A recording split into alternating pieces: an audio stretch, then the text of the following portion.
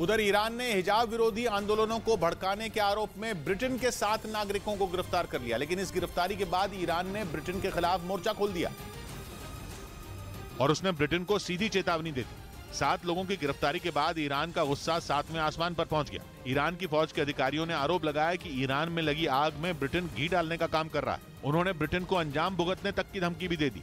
Iran में चल रहा हिजाब विरोधी आंदोलन अब तक थमा नहीं है। अब तक ईरान दावा करता रहा है कि इस आंदोलन में अमेरिका और इजराइल का हाथ है, लेकिन अब उसके दुश्मन देशों में ब्रिटेन का नाम भी जुड़ गया, जिसके बाद उसने एक बार फिर आंदोलनकारियों को कड़ी चेतावनी दे दी। साफ कहा कि महिलाओं के लिए हिजाब के नियम में न तो कोई बदलाव है और न ही कोई ढील है,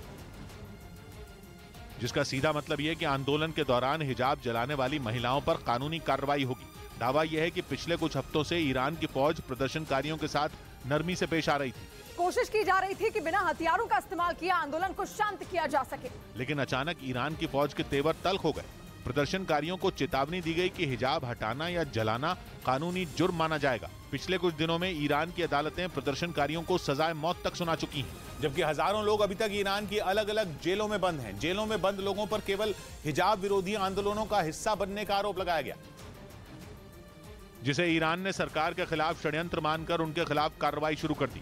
ईरान के इस विवाद में इलॉन मस्क की भी एंट्री हो गई। मस्क ने ऐलान किया कि उनकी कंपनी स्टारलिंक की सेवाएं ईरान के लोगों के लिए शुरू कर दी गई हैं। मतलब ये कि ईरान में हिजाब विरोधी आंदोलन कर रहे लोग अपनी आवाज दुनिया तक पहुंचा पाएंगे। ईरान ने पहले भी अमेरिका और इलॉन मस्क को उसके घरेलू मसलों से दूर रहने को कहा था। माना जा रहा है कि मस्क का ये बयान नए बवाल की वजह बन जाएगा।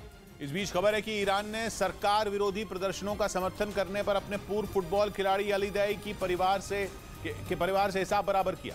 आरोप है कि ईरान की सरकार ने यूएई जा रहे दाई के परिवार को प्लेन से जबरन उतरवा दिया और अली दाई के परिवार को उनके हिजाब विरोधी प्रदर्शनों का समर्थन करने की सजा दे दी। अली दाई ने दावा किया कि उनकी पत्नी और बेटी तेहरान से दुबई उनसे मिलने आ रहे थे, लेकिन जैसे ही ईरान की सरकार को इस बात की भनक लगी, उसने इंटरनेशनल फ्लाइट को रीरूट करवा दिया। प्लेन को बीच सफर में लैंड करवाया गया और उनके परिवार को प्लेन से उतार दिया गया।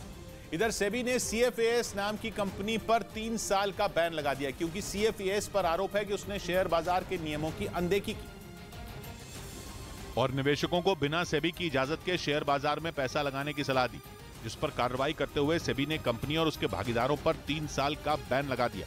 सेबी ने बताया कि CFAS ने 2014 के जनवरी महीने से 2015 के सितंबर तक निवेशकों से करीब 75.5 लाख फीस वसूली। उधर एक खुफिया रिपोर्ट के मुताबिक कई देशों के बाद अब सऊदी अरब ने भी परेशान होकर चीन से खरीदे गए CH-4 ड्रोन का इस्तेमाल बंद कर दिया। रिपोर्ट के मुताबिक सऊदी अरब ने जो ड्रोन चीन से खरीदे उनमें बार बार तकनीकी खराबी आ रही थी, जिसने सऊदी अरब की वायुसेना की मुश्किलें बढ़ा दी, क्योंकि चीन ने अपने इस ड्रोन को दुनिया के सबसे आधुनिक ड्रोन में एक बताकर बेचा था।